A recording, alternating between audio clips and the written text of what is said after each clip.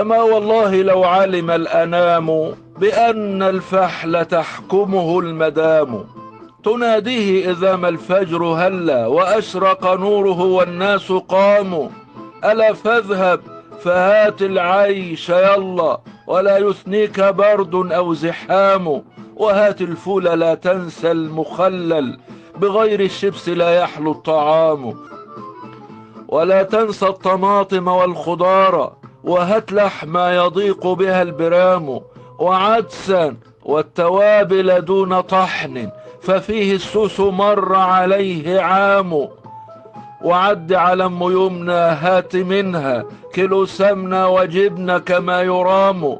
وهات بندول أو رنمولة حتى عيالك عندهم رشح وزكام. وخذ كيس الزبالة في يديك وطف النور عشان عاوزين نناموا.